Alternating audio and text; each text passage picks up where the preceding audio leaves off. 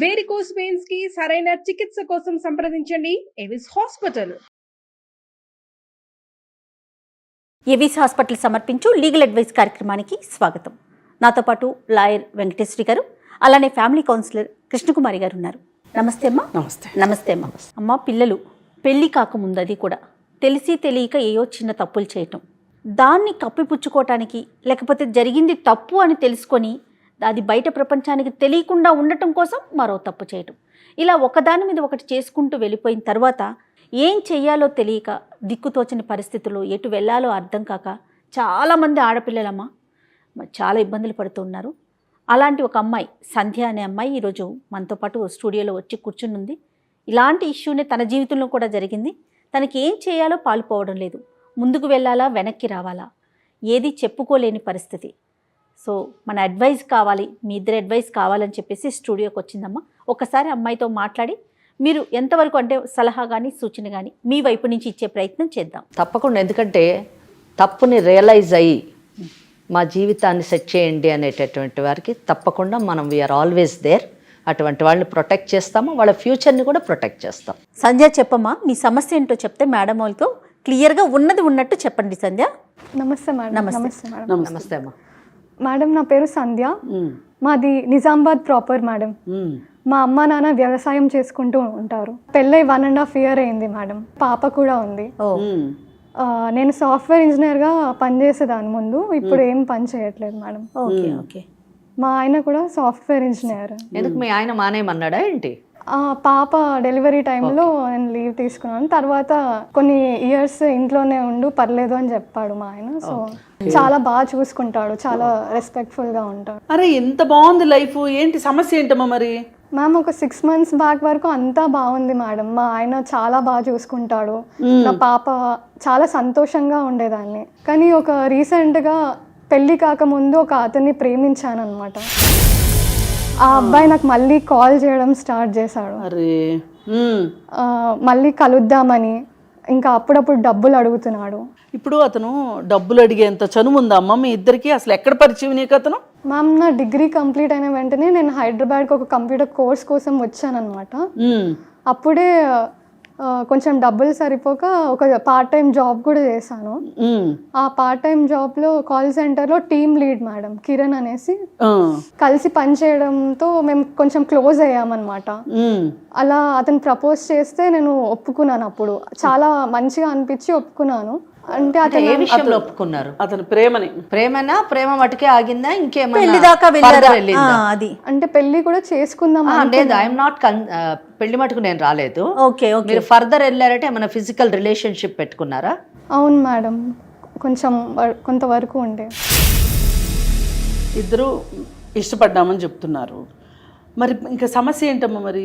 ఏమైందంటే 6 months రిలేషన్షిప్లో ఉన్నాక నాకు తెలిసింది, అతన్ని ఫోన్లో వేరే చాట్స్ చూసాను.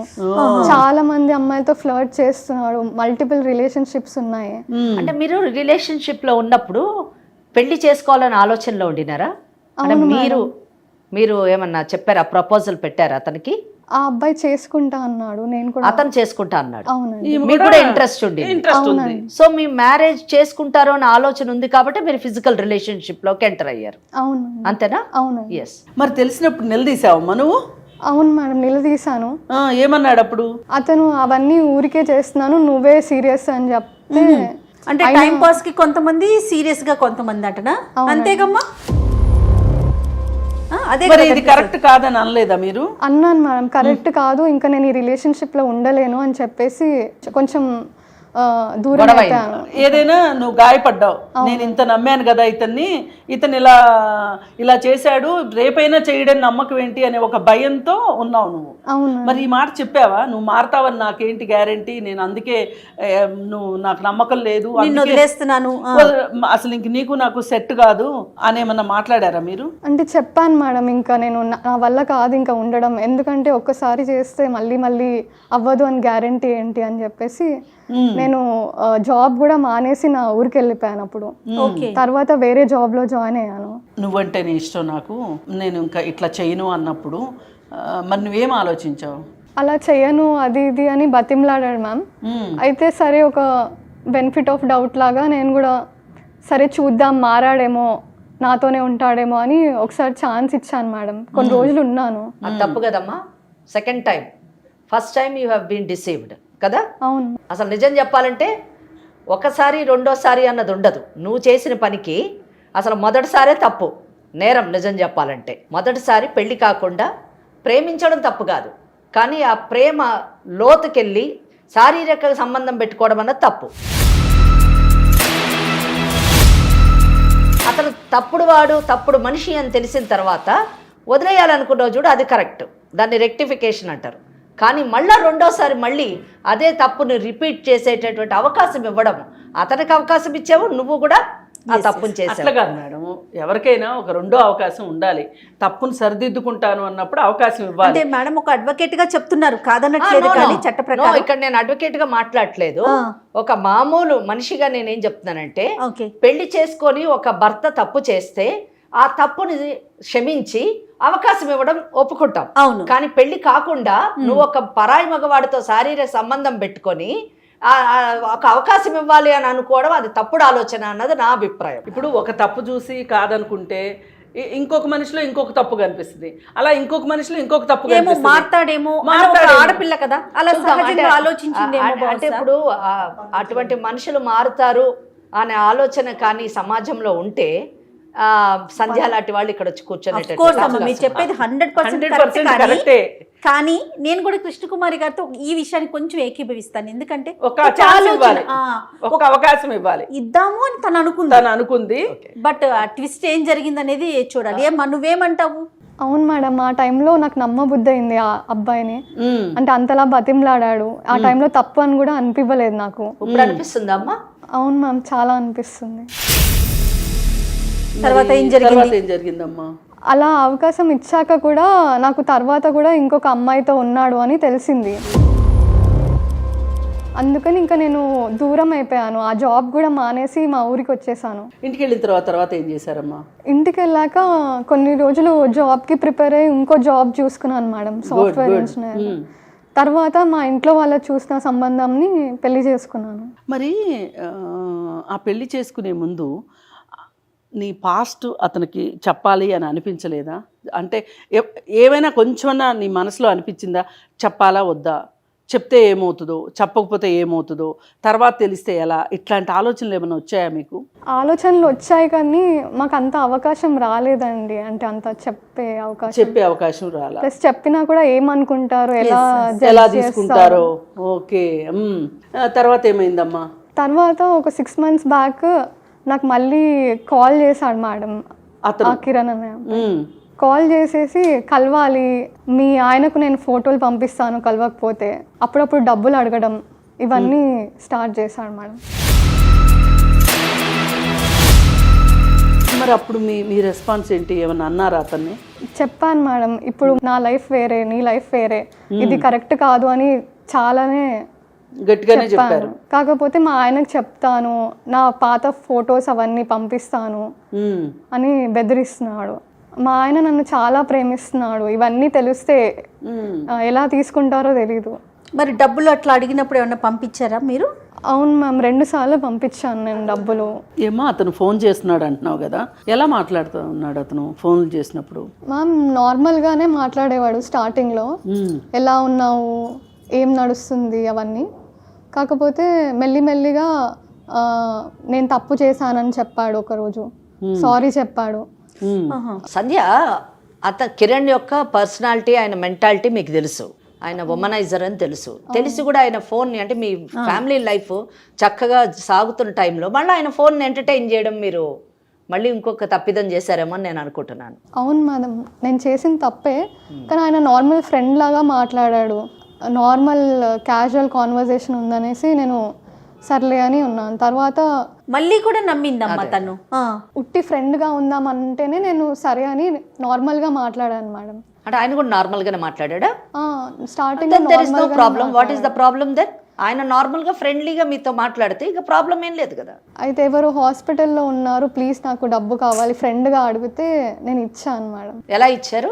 మా ఫ్రెండ్తో ట్రాన్స్ఫర్ చేయించాను అనమాట. ఎంత అమౌంట్ ఇచ్చారండి సంజ? ఒక 20,000 ఇచ్చాను. 20,000 వేశారు. 20,000తో ఆగిందా లేదా ఫర్దర్ అలా ఇచ్చుకుంటూనే వెళ్ళారా? ఫస్ట్ థ్యాంక్ఫుల్గానే ఉన్నాడు మేడం, తర్వాత నార్మల్గానే మాట్లాడాడు.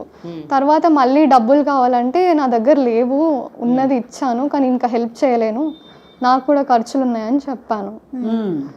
కానీ అప్పటి నుంచి అతను బ్లాక్మెయిల్ స్టార్ట్ చేశాడు మేడం. వన్ మోర్ డౌట్, మీరు ఇదంతా కాన్వర్జేషన్ అంతా ఫోన్లోనైనా మళ్ళీ వ్యక్తిగతంగా కలవడము కలిసి మాట్లాడడం అట్లా ఏమైనా జరిగిందా? లేదండి, లేదు, ఓన్లీ ఫోన్. గుడ్. ఏమనేవాడు, ఎలా బెదిరించేవాడు? నా ఫోటోలు మా హస్బెండ్కి పంపుతానని. అంటే మీ ఇద్దరు కలిసి ఉన్న ఫోటోలా? అవును మేడం. అంటే మీరు తెలిసి తీసుకున్నారా, మీకు తెలియకుండా ఆయన ఏమైనా ఫోటోలు తీసాడా? నార్మల్గా బయట కలిసి తిరిగినప్పుడు ఫొటోస్. ఇద్దరు కలిసి అంటే మీరు అనుకోవడం అంత మటుకు, కానీ అంతకంటే మించి కూడా ఏమైనా ఫొటోస్ ఆయన దగ్గర వీడియోస్ ఉండి ఉండొచ్చు కదా? ఉండొచ్చు మేడం. నమ్ముతుంది. అదే అంటే ఇప్పుడు తన పరిస్థితి ఎలా అయిపోయిందంటే నమ్మడం కంటే గత్యంతరం లేని పరిస్థితి వచ్చింది. ఆ పాత రోజుల్లో నమ్మడం వేరు, ఇప్పుడు తన జీవితం భద్రమైన జీవితానికి ఏం జరుగుతుందో అనే ఒక భయంతో నమ్ముతుంది. ఇక 2 issues, అతను వదులుకోవాలి, ఇతను కాపాడుకోవాలి. అది ఈ కుటుంబాన్ని కాపాడుకోవాలి. ఈ పాప ఉంది, ఇతనికి తెలిస్తే నువ్వు ముందెందుకు చెప్పలేదు అంటాడో. అసలు ఏం జరుగుతుందో. ఇప్పుడు ఇంకా ఆమె మనసు ఎట్లయిపోయిందంటే సుడిగొండలా అయిపోయింది. మరి ఏం చేసామ్మా అప్పుడు? మరి ఇలానే ఆపేస్తానంటేనే నేను ఇచ్చాను మేడం డబ్బులు, ఎందుకంటే మళ్ళీ నాకు ప్రాబ్లమ్స్ వస్తాయి అందుకని ఇచ్చాను. ఇలా బ్లాక్మెయిల్ చేశాడు, మీ హస్బెండ్కి ఫొటోస్ పంపిస్తాను, వీడియోస్ పంపిస్తాను మనం కలిసి ఉన్నామనేసి. నేను చెప్పాను నాకు జాబ్ లేదు ఇప్పుడు, నా దగ్గర డబ్బులు లేవు, నేను ఇవ్వలేను అని కూడా చెప్పాను. అయినా వినలేదు, బ్లాక్మెయిల్ చేస్తూనే ఉన్నాడు. నా చైన్ అమ్మి మరి నేను అతనికి 50,000 ఇచ్చాను మరి.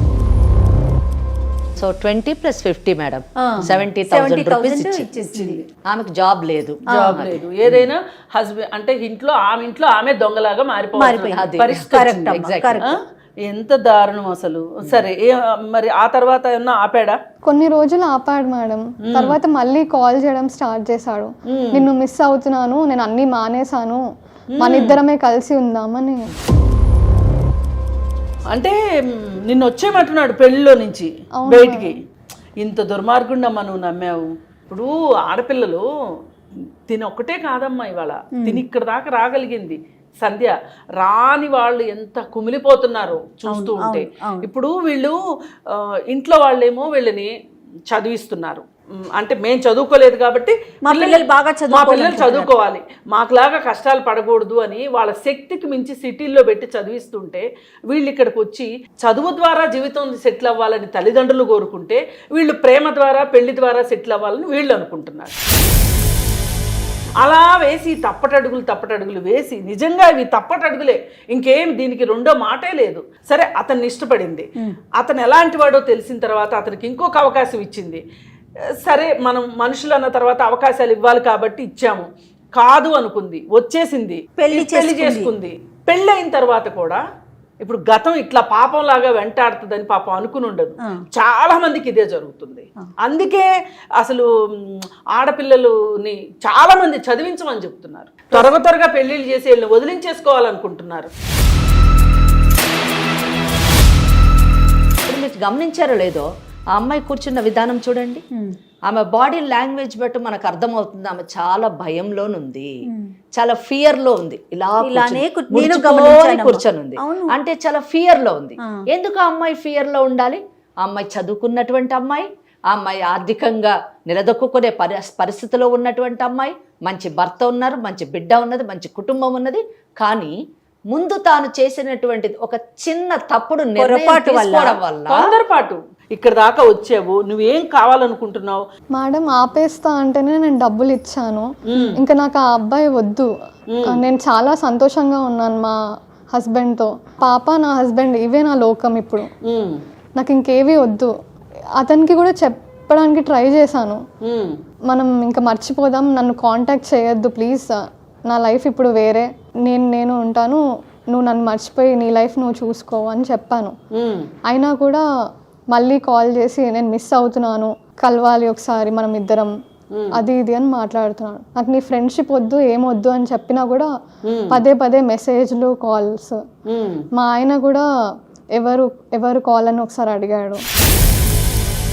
ఏం చెప్పాలో అర్థం కాక నాకు టెన్షన్ అవుతుంది. తను ఎగ్జాక్ట్లీ మిమ్మల్ని ఏం కోరుకుంటున్నాడు అంటే మొదట మీరు డబ్బు అని చెప్పారు, అవును మేడం. తర్వాత వచ్చేయమని చెప్పేసి అన్నారు.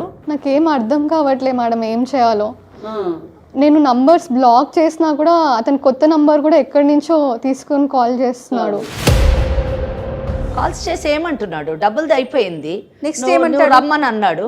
What is his exact expectation from you? ఇప్పుడు డబ్బులు లేవు అంటే నేను మిస్ అవుతున్నాను, నువ్వు నా దగ్గరకు రావాలి అది ఇది అంటే, నేను నా పాప ఉంది, నాకు పెళ్ళయింది అని నేను ఎన్నిసార్లు చెప్పినా కూడా ఏం పర్వాలేదు, నాతో కూడా టైం స్పెండ్ చేయాలి.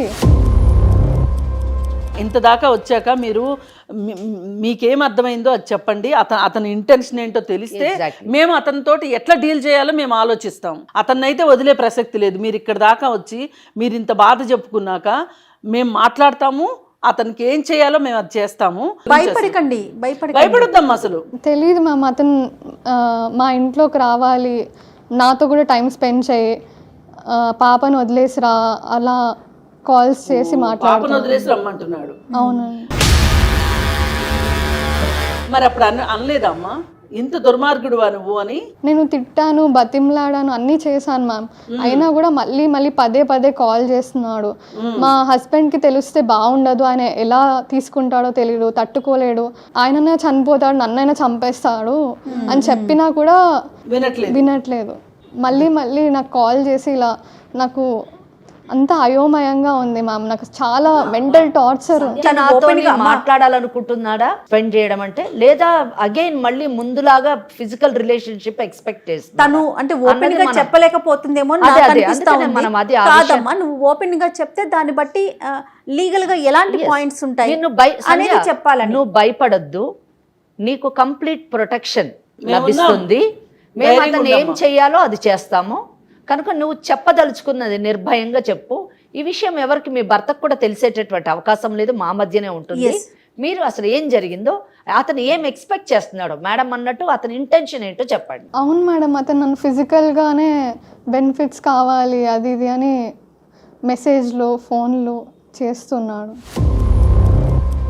అసలు నాకు ఎలా రియాక్ట్ అవ్వాలో కూడా అర్థం కావట్లేదు. ఎన్నిసార్లు చెప్పా కూడా పదే పదే విసిగిస్తున్నాడు. మా హస్బెండ్కి తెలిస్తే ఎలా అని స్ట్రెస్, మళ్ళీ పాపని చూసుకోవడం, ఇవన్నిట్లో నాకు అసలు చాలా మెంటల్ టార్చర్ మేడం.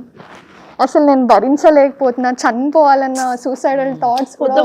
అట్లా మాట్లాడుకో. చావు మట్టుకు పరిష్కారం కాదు, మనం బతికుండి సాధించాలి ఏదైనా. నిన్ను ఇంత వేధిస్తున్నాడు కదా, నిమ్మాయి జీవితంతో ఆడుకుంటున్నాడండి. అప్పుడు ఒక రకంగాను ఇప్పుడు ఒక రకంగా. అతని నుంచి మట్టుకు ఈ అమ్మాయినే కాదు, ఇది చూస్తున్న వాళ్ళకి ఎవరికైనా సరే ఇలా చేయకూడదు అనేటట్లుగా మనం గుణపాఠం నేర్పాలి. తప్పకుండా. మరి ఏం చేద్దామంటారు? మాట్లాడదాం, అతనితో ఫోన్ లో మాట్లాడదాం. అసలు అతని మనస్తత్వం ఏంటి అనేది తెలుస్తుంది. ఆమెను ఫోన్ చేయమని చెప్దాము. ఫోన్ చేస్తే అతని లైన్ లోకి రాగానే అతని మనస్తత్వం ఏంటో మీకు అర్థమవుతుంది, మాట్లాడతాం. మీరు మాట్లాడిన తర్వాత లీగల్ గా ఎలాంటి పాయింట్స్ ఉంటాయో మీరు కూడా చెప్తారు. కానీ ఒకసారి కాల్ చేయండి.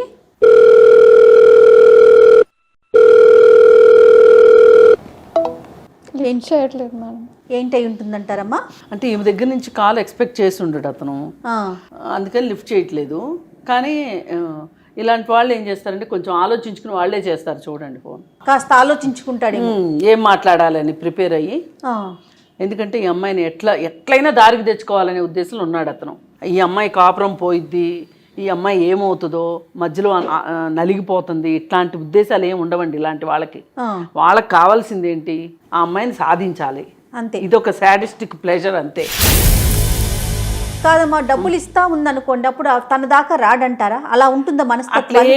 డబ్బులు అన్నది ఆయన ఇంటెన్షన్ అయితే, లేదు అనగానే వెంటనే నువ్వు నాకు కావాలి అని ఎలాగంటాడు? డబ్బులు లేనిదే ఈమెను ఎలాగ మెయింటైన్ చేయగలుగుతాడు అతను? సో డబ్బుకి దీనికి ఏం సంబంధం లేదు. అది ఒక వంక. ఆ అమ్మాయి అంటే డబ్బులు ఇస్తుంది అంటే భయపడో ఇష్టపడో ఇస్తుంది అనేది ఒక లెక్క. ఇస్తుంది, అతనికి పని గడుస్తుంది. కానీ ఆ అమ్మాయిని తన అధీనంలోకి తెచ్చుకోవాలని ప్రయత్నం చేస్తున్నాడు. ఇది ఒక అమ్మాయిని లొంగ తీసుకోవడానికి చేసేటటువంటి ప్రయత్నంలో ఫస్ట్ స్టేజ్ తాను మారిపోయానని ఒప్పించడానికి ప్రయత్నించడము. సెకండ్ స్టేజ్లోను తాను చాలా దయనీయమైన పరిస్థితులు, అంటే ఉమెన్ సింపతిని గెయిన్ చేయడానికి. తర్వాత థర్డ్ నాకు డబ్బులు కావాలని డబ్బులు తీసుకోవడము. డబ్బులు ఇవ్వలేని పరిస్థితి రాగానే తన రియల్ ఇంటెన్షన్ ని బయట పెట్టడం. అతని అంటే original stage character wise అనేది బయట- ఒరిజినాలిటీ ఇప్పుడు బయటకు వచ్చింది ఫైనల్ కి. కానీ పాపం ఎంత నలిగిపోతుంది అమ్మాయిని చూస్తుంటే మానసిక అర్థమవుతుంది. ఆందోళనకు లోనయ్యి ఆఖరికి ఆ అమ్మాయి కాల్ చేసి తనే చేస్తున్నాడా? కృష్ణకుమారి గారు కరెక్ట్ చెప్పారండి మీరు. మాట్లాడమ్మా. Hello hello Sandhya, by mistake call చేశాను. నేనే కాల్ చేద్దాం అనుకున్నా నీకు. ఎందుకు కిరణ్ ఇవన్నీ కరెక్ట్ కాదు అని చెప్పాను కదా. నాకు ఇప్పుడు హస్బెండ్ ఉన్నారు, పాప ఉంది, మనం ఇలా మాట్లాడడం కరెక్ట్ కాదు. నీకు కావాల్సిన డబ్బులు నేను ఆల్రెడీ ఇచ్చేసాను కదా. నువ్వు డబ్బులు కాదు, నువ్వు కూడా నాకు కావాలని.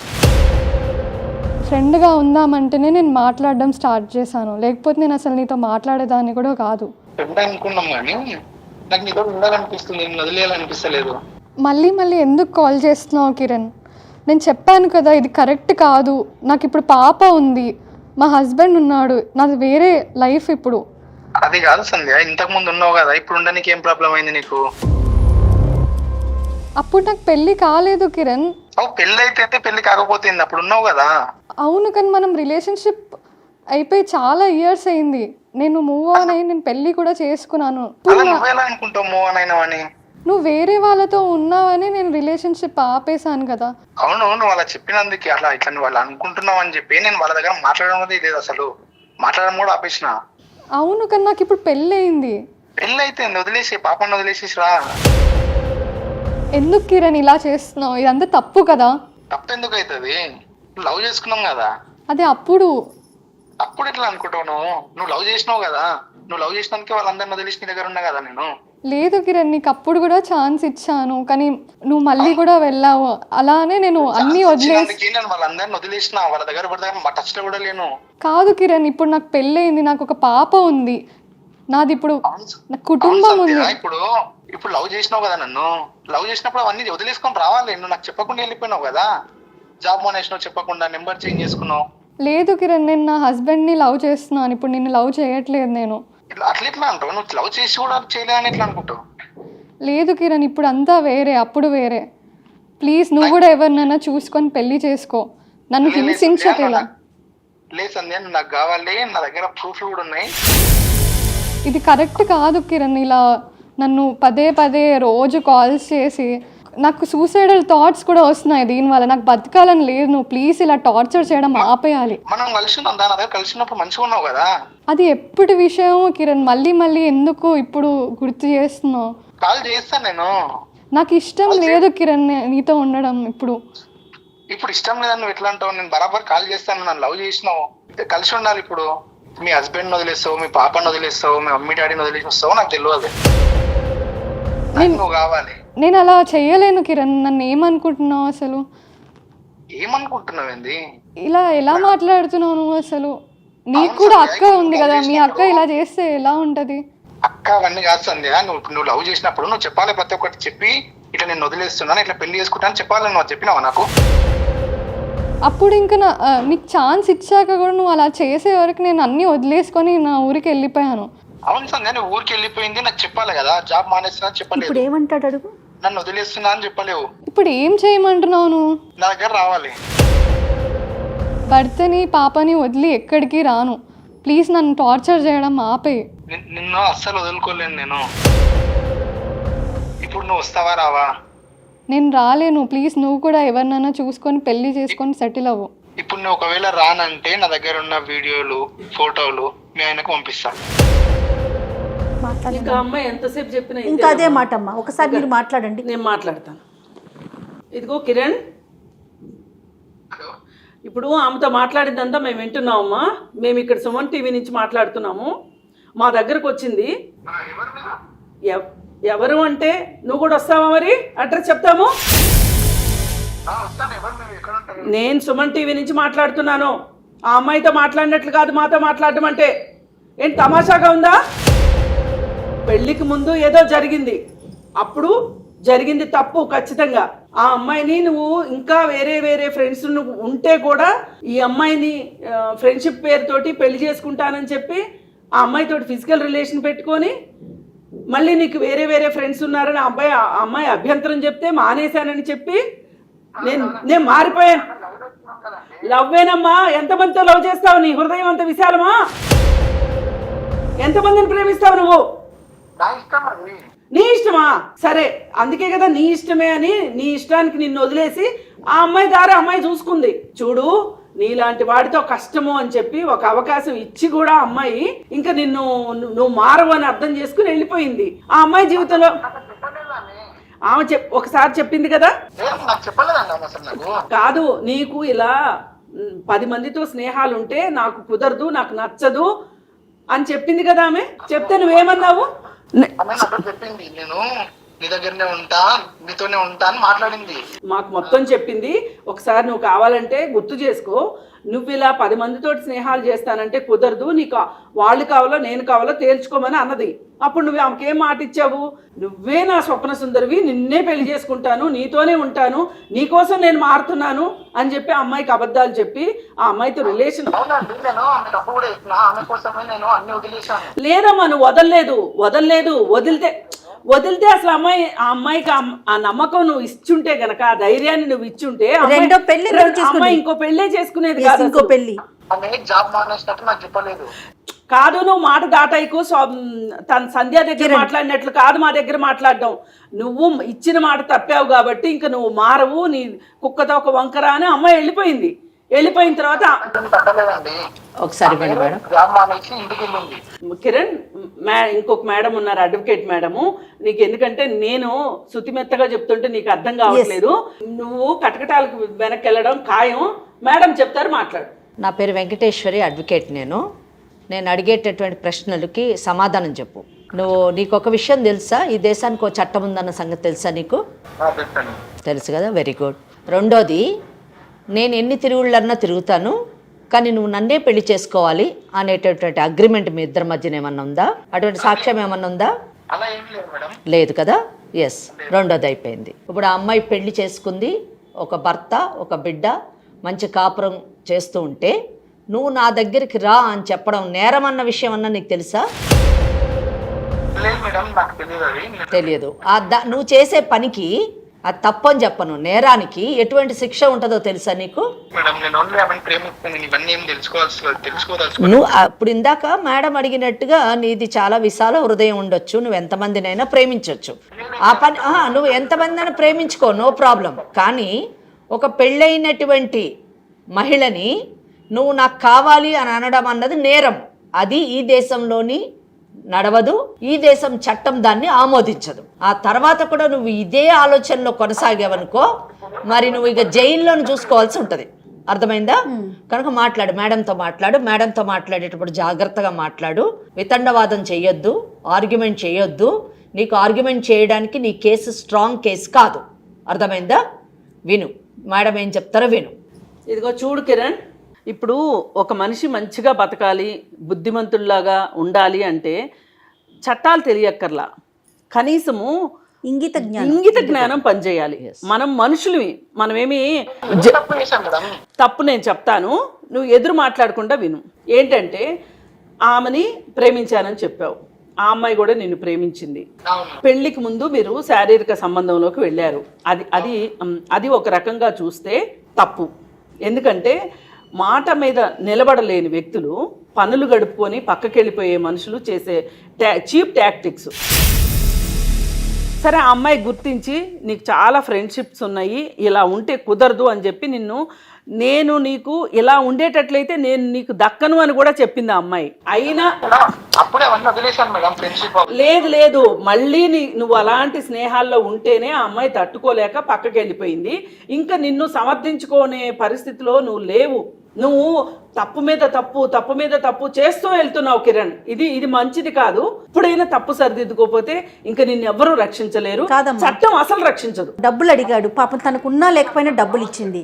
కాదయ్యా కిరణ్, ఆమె నీ పద్ధతి నచ్చక ఆమె పక్కకు వచ్చేసి ఆమె జీవితం ఆమె సరి చేసుకుంది కదా. చేసుకున్న తర్వాత ఇప్పుడు మళ్ళీ నువ్వు ఆమె జీవితంలోకి వచ్చి ఆమెకు ఒక కూతురుంది. ఇప్పుడు నువ్వు వచ్చి ఇలా మాట్లాడడం ఎంతవరకు సమంజసము? అసలు ఎంతవరకు న్యాయం అన్యాయం అంత దూరం కూడా కాదు. ఇప్పుడు ఇదే పరిస్థితిలో నువ్వు ఆ అమ్మాయి ప్లేస్లో ఉండి ఆలోచించు ఒక్క నిమిషం. నువ్వే గనక ఒక అమ్మాయి అయ్యి ఉంటే గనక ఇలాంటి పరిస్థితిలో నువ్వు ఉంటే నువ్వేమంటావు చెప్పు. ఇదంతా నువ్వు ఇప్పటి వరకు చెప్పిన కాకమ్మ కథలన్నీ అయిపోయినాయి. ఇంకా కథలు వినడానికి ఇక్కడ ఎవ్వరూ రెడీగా లేరు. నువ్వు ఇప్పుడైనా మేము మాట్లాడిన దాన్ని బట్టైనా ఏదన్నా కొంచెం ఆత్మ పరిశీలన చేసుకుంటావు అనుకుంటే మనం మాటలు కంటిన్యూ చేద్దాం. లేదు అనుకుంటే కేసు ఫైల్ అయిపోతుంది, నీ ఇష్టం. ఎందుకంటే ఇంకా కావాలి మేడం. అవ్వదమ్మా, కుదరదు. ఎందుకంటే తన జీవితం వేరే చోట ముడిపడిపోయింది. తను వేరే వాళ్ళకి చట్టబద్ధంగా పెళ్లి చేసుకొని ఒక పాపని కని తను ఉన్నది. తన జీవితంలోకి లేదు తన జీవితంతో ఆడుకునే హక్కు నీకు లేదు. ఇప్పుడు ఒకటే మాట, ఇప్పుడు మాటల ద్వారా నువ్వు వింటావా, వినదలుచుకుని ఉన్నావా, వినదలుచుకుని లేవా. నువ్వు వితండవాదం చేస్తే నష్టపోయేది నువ్వే. ఎందుకంటే ఆ అమ్మాయికి ఏం నష్టం జరగదు, నీకే నష్టం జరుగుతుంది. ఎందుకంటే ఒకసారి కేసు అయ్యి జైలుకి వెళ్ళి వచ్చిన తర్వాత ఇంకా నువ్వు జీవితంలో స్థిరపడటం అనేది జరగదు. ఎస్ అమ్మ, అతని మాటలతో వినడు. చట్టపరంగా అసలు ఎలాంటి శిక్షలు ఉంటాయి, అసలు చట్టం ఏం చెప్తుందో ఒకసారి వెంకటేశ్వరి గారు మేడం చెప్తారు, అప్పుడైనా ఏమన్నా ఆలోచిస్తాడేమో చూద్దాం. మరి నాకైతే అట్లా అనిపిస్తోంది. నాకైతే మాట్లాడని నమ్మకం, నాకు కూడా అదే అనిపిస్తుంది. మాట్లాడండి మేడం, మీరు చెప్పండి, మీరు చెప్తేనే వినేలా ఉన్నాడు. కిరణ్, మీరు మారేనని చెప్తున్నారు కానీ నాకైతే మారినట్టు అనిపించట్లేదు. ఇప్పుడు కాదు, అప్పుడు సంగతి అతను మారారు. ఇప్పుడు కూడా అప్పుడు మారలేదు, ఇప్పుడు కూడా మీరు మారలేదు. ఎందుకంటే వినండి కిరణ్, పెళ్లి అయినటువంటి అమ్మాయిని, ఒక బిడ్డ ఉన్నటువంటి అమ్మాయిని నువ్వు నాకు కావాలి అని అడుగుతున్నాడంటేనే అతనిలోని పశుత్వం ఇంకా నశించలేదు అని చెప్పడానికి ఇది మెయిన్ ఇష్యూ. సో ఇటువంటి వాళ్ళలోని మార్పు తీసుకురావాలంటే ఇక్కడ 2 ఇష్యూస్ జయ గారు. ఒకటి ఏంటంటే రియలైజేషన్ అన్నది ప్రధాన అంశం. పెళ్లి కాకముందు శారీరక సంబంధం పెట్టుకొని పెళ్ళి అయిన తర్వాత ఒక మంచి కుటుంబాన్ని ఏర్పరచుకొని నేను చేసినటువంటిది తప్పు, నేను బాగుండాలి అని ఒక రియలైజేషన్ అయినటువంటి పర్సన్ మన ముందు ఉండడం. అవును సంధ్య, ఫస్ట్ ఇష్యూ. సెకండ్ ఇష్యూ, పెళ్ళైనటువంటి అమ్మాయిని, అంటే పెళ్లి కాకముందు ప్రేమించినటువంటి అమ్మాయిని కాపాడుకోవడానికి తన యొక్క అలవాట్లను మార్చుకోలేనటువంటి కిరణ్, పెళ్ళి అయిన తర్వాత కూడా ఆమె కావాలి అని కోరుకుంటున్నటువంటి కిరణ్లోని రియలైజేషన్ తీసుకురావడం రెండవ అంశం. ఇక్కడ 2 విషయాలు. ఈ 2వ అంశం, మొదటిది అయితే క్లియర్ అయిపోయింది. 2వ అంశం మీద ఆధారపడి ఉంది మొదటి ఆమె జీవితం, అంటే సంజయ్ యొక్క కుటుంబము, ఆమె భవిష్యత్తు. మరి మార్పు రావాలంటే 2 ఇష్యూస్. ఒకటి కౌన్సిలింగ్ ద్వారా రావాలి, లేదా చట్టపరమైనటువంటి సొల్యూషన్ ద్వారా రావాలి. ఇక్కడ కౌన్సిలింగ్ మనం ఇప్పుడు ఈ 2 నిమిషాల్లో చేసినంత మాత్రాన వాళ్ళు మారిపోతారు అనడము కష్టం. రాబో కాలంలోని కౌన్సిలింగ్ వలన అయ్యేటటువంటి అవకాశాలు ఉండొచ్చు. చట్టపరంగా తీసుకుంటే ఇక్కడ ఇది నిజం చెప్పాలంటే 100% ఒక క్రిమినల్ కేసు అని చెప్పచ్చు. కిరణ్, వింటున్నారు కదా మీరు? ఎస్, మీరు చేసినటువంటి పనుల్ని, అంటే మీరు చేసినటువంటి చర్యలు చట్ట విరుద్ధమైనటువంటి చర్యలు అని చెప్పడానికి ఏ మాత్రం కూడా ఆలోచించక్కర్లేదు. దీన్ని మీరు చేసినటువంటి పనిని ఫస్ట్ 3 కేసులుగా మనం వేయొచ్చు. ఆ అమ్మాయి తలుచుకుంటే మీ మీద 3 కేసులు వేయొచ్చు. నేను అది కూడా అడగాలనుకుంటున్నాను. బాగా గుర్తు చేశారు. నా దగ్గర ప్రూఫ్లు ఉన్నాయి అని అన్నారు. మీ దగ్గర ఏం ప్రూఫ్లు ఉన్నాయండి? ఫోటోగ్రాఫ్స్ అన్నారు, వీడియోగ్రాఫ్స్ అన్నారు. ఏ టైప్ ఆఫ్ ఫోటోగ్రాఫ్స్ ఉన్నాయి, ఏ టైప్ ఆఫ్ వీడియోగ్రాఫ్స్ ఉన్నాయండి మీ దగ్గర? వెరీ గుడ్ అండి, వెరీ గుడ్. మీరు చెప్పారు కదా వీడియోస్ ఉన్నాయి, ఫోటోగ్రాఫ్స్ ఉన్నాయి కదా. ఈ 2 తీసి మీరు పెట్టుకొని బెదిరిస్తున్నారు కాబట్టి మీరు ఇంకా నేరం, చాలా కఠినమైనటువంటి నేరంలోకి వెళ్ళి మీ శిక్ష యొక్క ఇది కూడా పెరుగుతుందండి. Very good. ఈ evidence, yes, this evidence is sufficient for us to go for a criminal case against you, Mr. Kiran. ఇది ఫస్ట్ థింగ్. yes, చెప్పండి, ఇంకా చెప్పండి ప్లీజ్. తనని వీడియో కాల్ చేసి పంపండి, తను మీ ఫోటో పంపండి తనని అడగలేదు. మీరు తీయడం తప్పు. లాయర్తో మాట్లాడేటప్పుడు చాలా జాగ్రత్తగా మాట్లాడాలి. మీరు మాట్లాడే ప్రతి అక్షరము, ప్రతి పదము, ప్రతి వాక్యము మా మైండ్లో సేవ్ అవుతుంది. మేము లీగల్ యాంగిల్లో మాత్రమే చూస్తాము. వీఆర్ నాట్ లే పర్సన్స్, వీఆర్ లా పర్సన్స్. లా పర్సన్స్తో చాలా జాగ్రత్తగా మాట్లాడాలి. మీరు మాట్లాడిన ఒక్క మాటతోనే నాకు ఫస్ట్ కేసు డిసైడ్ అయిపోయింది. ఇంకా 2వ కేసు ఎక్స్టార్షన్ అంటారు. ఎక్స్టార్షన్ అంటే ఏ వ్యక్తి నుంచి అయినా కానీ ఏదైనా కోరుకోవడము, ఫోర్స్ ద్వారా కానివ్వండి, బ్లాక్మెయిల్ ద్వారా కానివ్వండి, బెదిరించి కానివ్వండి, లేదా బలవంతంగా కానివ్వండి, ఒక వ్యక్తి నుంచి ఏమైనా కోరుకుంటే దాన్ని ఎక్స్టార్షన్ అంటారు. ఇండియన్ పీనల్ కోడ్ అంటే ఇప్పుడు మారింది, న్యాయ సంహిత ప్రకారము మీరు ఎక్స్టార్షన్ అంటారు. దాని ప్రకారం 3 సంవత్సరాలు శిక్షకు లోనవుతారు. 3వ కేసు క్రిమినల్ ఇంటిమిడేషన్. సంధ్య పెళ్ళయి తన భర్త తన బిడ్డతో నీ కాపురం చేస్తూ ఉండగా నువ్వు నాతో వచ్చి శారీరక సంబంధం పెట్టుకో అని చెప్పి భర్తకు అన్యాయం చేయమని చెప్పడము, ఆమె గౌరవానికి భంగం కలిగించేటట్టుగా మాట్లాడుతున్నటువంటి చేసేటటువంటి మీ చర్యలకి క్రిమినల్ ఇంటిమిడేషన్ కింద మీరు జైలు శిక్ష అనుభవించేటటువంటి అవకాశం ఉంది. అంతేకాకుండా మీరు 70,000 రూపాయలు ఆమె దగ్గర నుంచి వసూలు చేశారు. దానికి మా దగ్గర కూడా సాక్ష్యం ఉంది. ఎందుకంటే ఆన్లైన్ ట్రాన్స్ఫర్ జరిగింది కాబట్టి ఆ డబ్బుని వడ్డీతో సహా వసూలు చేసేటటువంటి రికవరీ సూట్ కూడా ఇస్తాము. అలాగే ఆమె యొక్క గౌరవానికి భంగం కలిగిస్తున్నారు కాబట్టి క్రిమినల్ డిఫమేషన్ కేసు కూడా 5వ కేసు కూడా మీ మీద వేసేటటువంటి అవకాశం ఉంది. ఈ చట్టపరమైనటువంటి చర్యలు మీ మీద తీసుకునేటటువంటి అవకాశం చట్టం సంధ్యకి కలిగించింది అనేటటువంటి విషయం పైన అవగాహన మీకు కానీ వచ్చి మీరు వెనకంజి వేశారా మంచిది. లేని పక్షంలో సుమన్ ఛానల్ ఈ ప్రోగ్రాం ద్వారా మేము ఆమెకు సపోర్టివ్గా నిలబడి ఆమె తరఫున కేసులు వేసి మీకు ఏ విధంగా బుద్ధి చెప్పాలో బుద్ధి చెప్తాం. మీకు వ్యక్తిగతంగా బుద్ధి చెప్పాలి అన్నది మా ఉద్దేశం కాదు. సంధ్య లాంటి తప్పును తెలుసుకొని సక్రమమైన మార్గంలో నడుస్తున్నటువంటి వారిని రక్షించాలి అన్నది మా యొక్క ప్రధాన ఉద్దేశము. మీలాంటి వారి భవిష్యత్తు కాపాడాలి అన్నది 2వ అంశం. అమ్మ, సుమారు ఎన్ని సంవత్సరాలు శిక్ష పడే అవకాశం ఉంది? 3 సంవత్సరాలండి. ఒక్క కేసుకే 3 సంవత్సరాలు పడేటటువంటిది ఉంది. సుమారుగా ప్రతిదీ కూడా 5 కేసులు వేస్తే ఇంకా అతను జీవితం అంతా కోర్టులు న్యాయస్థానాల చుట్టూ తిరుగుతూ ఆ తర్వాత మిగిలిన కాలం జైల్లోని చక్కగా ఉండేటటువంటి అవకాశం ఉంది. కనుక నాకు తెలిసి కిరణ్కి మంచి భవిష్యత్తు ఉంది. యంగ్ ఫెలో, తను ఇటువంటి పిచ్చి పిచ్చి వేషాలన్నీ మానేసి చక్కగా ఒక అమ్మాయిని చూసుకొని పెళ్లి చేసుకొని మీ జీవితాన్ని మీరు జీవిస్తూ ఇతరులను కూడా జీవించేట పరిస్థితులు కలిగించండి. లివ్ అండ్ లెట్ లివ్ పాలసీని పాటించండి. అది చాలా మంచిది. చదువుకున్న మీరు ఇలా చేయకూడదు కిరణ్. ఎవరో చదువుకోనటువంటి వాళ్ళు మూర్ఖులు పశువులు లాంటి వాళ్ళు చేశారంటే అర్థం ఉంది. కానీ చదువుకొని ఒక ఐటీ సెక్టర్లో పనిచేసినటువంటి మీరు ఇటువంటి పనులు చేయడం చాలా సర్ప్రైజింగ్ ఉంది. మీరు చదువుకున్నటువంటి టెక్నాలజీ అంతా కూడా మంచికి ఉపయోగపడాలి, కానీ ఇటువంటి ఫొటోస్ తీయడానికి ఉపయోగిస్తే ఏమనుకుంటున్నారు? చట్టాలు, సైబర్ క్రైమ్స్ ఉన్నాయి, సైబర్ లాస్ ఉన్నాయి, ఇవన్నీ మేము వదిలిపెడతామని అనుకుంటే చాలా తప్పండి. ఇది మీరు అర్థం చేసుకొని సంధ్యను వదిలేసి ఆమెని ప్రశాంతంగా బ్రతికేటటువంటి అవకాశం కలిగించండి. మీరు ప్రశాంతంగా బ్రతకండి. లేని పక్షంలో ఇప్పుడు విన్నటువంటి లా అంతా కూడా యాక్షన్లో చూపిస్తాను నేను. యాక్షన్లో వచ్చిందంటే దాని యొక్క పరిణామాలు చాలా భయానకంగా ఉంటాయి. అసలు తన ఒపీనియన్ ఏంటో అడగండి అమ్మా. ఇప్పుడు చట్టపరంగా ఎలాంటి శిక్షలు పడతాయో మేడం వెంకటేశ్వరి గారు బాగా క్లియర్గా చెప్పారు. ఏం ఆలోచిస్తున్నారు ఇప్పుడు మీరు? మేడం ఇప్పుడు మొత్తం అర్థమైంది మేడం. ఇప్పుడు దీంట్లో ఇరుక్కోవడం నాకు ఎందుకు, చేసిన తప్పని ఒప్పుకుంటున్నా. ఇక వాళ్ళ దగ్గర ఉన్న న్యూడ్ ఫొటోస్, వీడియోస్ అవన్నీ కూడా డిలీట్ చేస్తాం మేడం. Super super. సందేహం మళ్ళీ కాల్ చేయండి మేడం.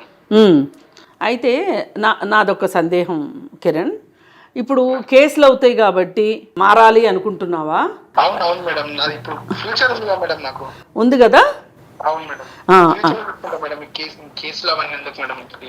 మనము ఒకళ్ళ పైన ద్వేషం కానీ కోపం కానీ పెట్టుకుంటే వాళ్ళకి ఎంత నష్టం జరుగుతుందో మనకు కూడా అంతే నష్టం జరుగుతుంది. ఇది ఇది ఇది ప్రతి మనిషి అర్థం చేసుకోవాలి. అందుకోసం మీరు ఇక మీదట మటుకు ఇట్లాంటి కార్యకలాపాలు పక్కన పెట్టి ఎప్పుడైనా సరే మల్టిపుల్ రిలేషన్స్ మన జీవితానికి మంచిది కాదు, ఆరోగ్యకరం కాదు. ఈ అమ్మాయికి నువ్వేదో మారినట్టు మా దగ్గర నటించడం కాకుండా ఇంక ఏ అమ్మాయి జోలికి నువ్వు వెళ్ళొద్దు. ఇలాగే మా దగ్గరికి ఇంకొకసారి వచ్చారనుకో, ఇంక నీతో మాట్లాడుకోవటాలు ఏమి ఉండవు, డైరెక్ట్గా కేసే ఉంటుంది. నీ ఇష్టం అమ్మ. ఇంకా ఇంకొకసారి ఇలాంటి పొరపాటు జరగకుండా చూసుకోండి కిరణ్. ఒక్క నిమిషం సంధ్య. హలో హలో చెప్పు కిరణ్. సంధ్య, సారీ సంధ్య, ఇన్రోల్ చేసిన ఫోన్ చేసినందుకు. ఓకే కిరణ్, ప్లీజ్ ఇంకా మళ్ళీ కాల్ చేయొద్దు. ఇంకా ఎవరి లైఫ్ వాళ్ళు చూసుకుందాం. ఓకే సంధ్య, ఉన్న ఫొటోస్ వీడియోస్ కూడా అవన్నీ డిలీట్ చేస్తాను. ఓకే ఇబ్బంది పెట్టడానికి ఇప్పటి నుంచి. ఓకే కిరణ్, నీ లైఫ్ నువ్వు బాగా చూసుకో. Okay okay, let's not stay in touch. Okay okay Sandhya. అదమ్మా ఫైనల్గా. అంటే నాకేమనిపించిందంటే చట్టాల గురించి, శిక్షల గురించి తెలిసాక అతనిలో ఒకలాంటి భయం వచ్చింది కిరణ్లో. అమ్మో ఇన్ని చట్టాలు ఉన్నాయా, ఇన్ని శిక్షలు పడతాయా, నా జీవితం ఏంటనే క్వశ్చన్ మార్క్ అక్కడ వచ్చింది. ఈ అమ్మాయి ఫస్ట్ నుంచి భయపడేసరికి తను భయపెడుతూనే ఉన్నాడు కదమ్మా. అంతే. ఇప్పుడు అందుకే ఆడపిల్లలకి మగపిల్లలకి ఎవరికైనా సరే చిన్నప్పటి నుంచి చట్టాల్లో అవగాహన కల్పించాలి. Yes. మంచి చెడు తెలియచెప్పాలి.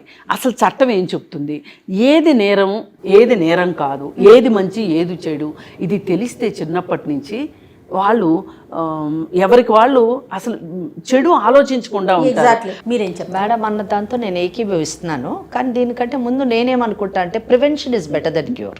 అంటే చట్టాలు అన్నది మనకి ఏదైనా ఒక నేరం జరిగిన తర్వాత చట్టాలు లైమ్ లైట్లోకి వస్తాయి.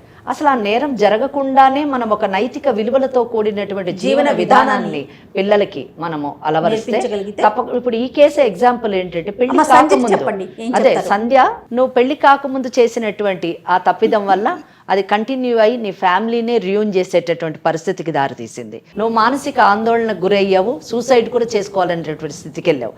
ఏదో దేవుడి దయ వల్ల కొంచెం సెట్ అయింది, పర్వాలేదు. కానీ సెట్ కాకపోతే ఏంటి నీ పరిస్థితి? నువ్వు కూడా కోర్టుల చుట్టూ తిరగాల్సినటువంటి పరిస్థితి. కనుక ముందే మనం మొదటి అడుగే సరైనటువంటి అడుగు వేస్తే తర్వాత అడుగు సక్రమంగా పడేటటువంటి అవకాశం ఉంది. నేను ఇది ఎందుకు చెప్తున్నానంటే, నీకు కూడా ఒక అమ్మాయి ఉందని చెప్పావు, ఒక పాప ఉంది. ఆ పాపని ఆ దిశలో పెంచు. నైతిక విలువలతో కూడిన జీవన విధానాన్ని నువ్వు వాళ్ళకి ప్రబోధిస్తే తప్పకుండా సమాజం బాగుంటుంది, మనము బాగుంటాము. ఇటువంటి చర్యల్లో పడేటటువంటి అవకాశం ఉండదు. అప్పుడు చట్టాలతో నిజానికి అవసరమే ఉండదు. రైట్ అమ్మా, థ్యాంక్ యూ సో మచ్. సంధ్య, తప్పకుండా మేడం. రైట్, జాగ్రత్తగా ఉండమ్మా. ఇంకా అతను నాకు తెలిసి కాల్ చేయడు. ఒకవేళ నీకు అట్లా ఏదన్నా అనిపిస్తే మాత్రం ఇమీడియట్ గా మమ్మల్ని సంప్రదించు. తర్వాత స్టెప్ ఏం చేద్దాం అనేది ఆలోచిద్దాం. ఓకేనా? హ్యాపీగా ఉండు, ధైర్యంగా ఉండు. All the best. All the best మా. Thank you madam. రైట్ అమ్మా, నమస్తే. నమస్తే.